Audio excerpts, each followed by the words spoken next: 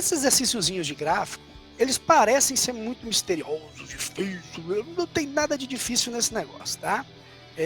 Eu sei que no primeiro momento a gente tem essa sensação, né?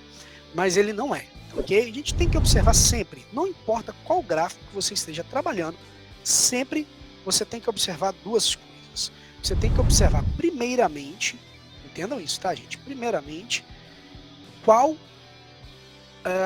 do que trata cada um dos eixos, tá legal? Então, nesse caso em específico, a gente consegue observar que ele está tratando do eixo, que seria o equivalente ao eixo Y na matemática, né? Ele está tratando do comprimento. E, no que seria equivalente ao eixo X, ele está tratando da temperatura, ok? Essa é a primeira observação. Segunda observação muito importante. Aqui, ó. Qual a unidade de medida que ele está trabalhando? Ele está trabalhando com metros para o comprimento e com Celsius para a temperatura, tá? Por que eu estou deixando isso bem claro?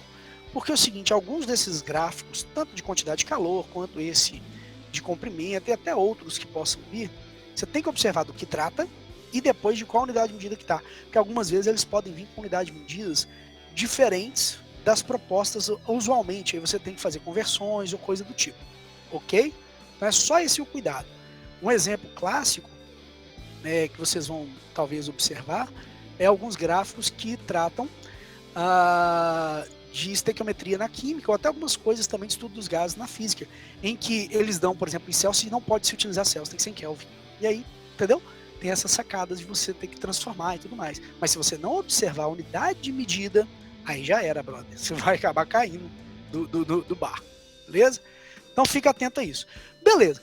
Aqui então, nesse ponto aqui, olha, observe que eu consigo, como é que eu vou dizer? Eu consigo observar que eu tenho uma variação de comprimento. Ele sai de 4 metros e vai para 4,02. Vou fazer essas anotações aqui no quadro. Olha, ele vai num comprimento inicial de 4 metros para um comprimento final de 4,02 metros. Bom, fiz as anotações. E aí, você vai lembrar um detalhe. Lembra que eu falei assim, olha, se ele der representação de 2 casas decimais, 3 casas decimais, use ela como referência para a resposta se for necessário. Então, aqui, por exemplo, a gente tem essa informação, né? Então pode ser talvez assim necessário ou não, tá? Mas nesse caso específico, a gente vai ainda avaliar. Depois, no eixo do tempo, observe que ele está indo de 10, ok?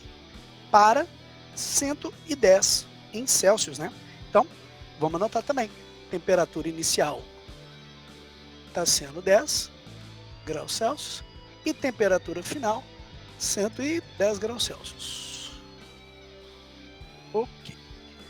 Agora que eu separei os dados que eu tenho nesse gráfico, eu vou observar o que ele está me perguntando. Ele está falando assim, o gráfico a seguir representa o comprimento L de um fio em função da temperatura T.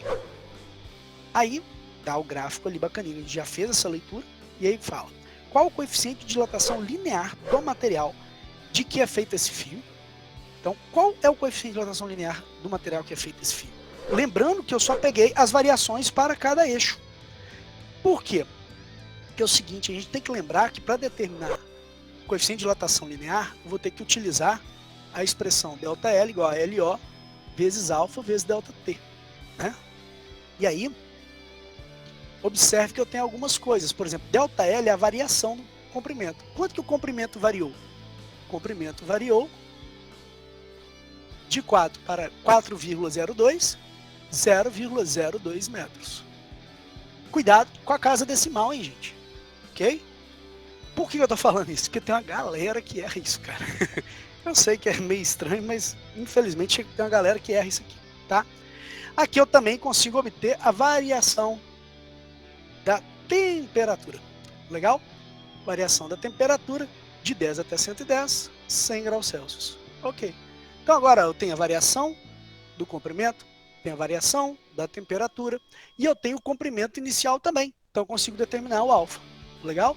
Então apesar dos gráficos darem um certo susto no início, faz uma análise, tira os dados para depois ver como você responde a pergunta. Observa o que ele está te dando. Tá legal? Então, a gente vai resolver. ΔL 0,02 igual LO 4, alfa que a gente quer achar, variação de temperatura 100. Ok. Aqui eu vou multiplicar esses dois caras, então vou repetir aqui, ó. Ops. E vou multiplicar 4 vezes 100, 400, vezes alfa. Tá multiplicando? Passa dividindo. Então vai ficar 0,02 dividido por 400 igual a alfa. Isso aqui tem um monte de jeito de você fazer. Do jeito que a tia faz na quinta série, vamos dividir 0,02. Pode, também dá. Eu vou propor de uma outra forma, escrever em notação científica. A gente vai fazer assim, ó. 0,02 é 2 vezes 10 a menos 2. 400 é 4 vezes 10 a 2. Agora, 2 dividido por 4 dá 0,5, que é a metade, né? Ok? E eu vou pegar aqui e vou repetir o 10 a menos 2 e vou ensinar um macetinho. Ô, professor, mas ensina a ideia da matemática? Posso, mas o macete vai te dar uma velocidade de resolução. Sempre que o denominador aqui for trabalhado junto com o expoente para resolver com o numerador, quer dizer, é como se você estivesse subindo com ele, você vai inverter o sinal dele. Então, se aqui está somando, ele vai passar subtraindo. Beleza? Se ele estivesse aqui subtraindo, ele passava somando. Então, um macetinho para você ir direto na parada. E aí, nós temos alfa igual 0,5 vezes 10 a menos 4. Só que, na notação científica, isso aqui não pode ficar desse jeito, a não ser que tivesse múltipla escolha e aparecesse lá, e você aceitava. Como não é múltipla escolha, a gente tem que ajeitar isso aqui. Então vou ter que andar uma casa, vira número 5. Dei uma casinha para a direita, 5. 10 a menos 4 é o que tinha aqui. O que a gente vai fazer já que andou? A gente vai pensar o seguinte, esse número era 0,5, pequeno, virou 5, grande, quer dizer, aumentou. Se o número aumentar, o expoente diminui. O que é diminuir? É subtrair. Subtrai por quanto? Andou uma casa, então subtrai pela quantidade de casas que andou. 1. Então ficou aqui aumentando, aqui diminuindo subtração. Ficou menos 4 menos 1, menos 5. Então alfa igual a 5 vezes 10 a menos 5. A unidade de medida de coeficiente de dilatação térmica linear é graus Celsius elevado a menos 1. Essa é a unidade de medida. Então você tem que terminar colocando a unidade de medida. Beleza? Ficou alguma dúvida? Eu não entendi essa parte do 10 elevado a menos 4. Daí pra baixo não entendi mais nada. Deixa eu achar esse cara aqui. Aqui tá. Isso. É daqui? Na verdade, em cima disso. Aqui você entendeu?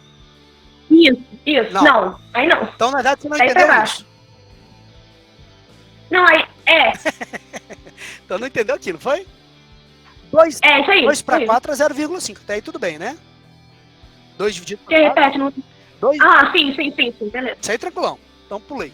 Aí ficou 10 a menos 2 e 10 a 2, certo? Lá na matemática, isso aqui a ideia é o quê? Base igual, repete a base e subtrai os expoentes, não é isso? Você ia pegar o menos 2, que é desse cara, e ia subtrair por mais 2. Que aqui é mais 2.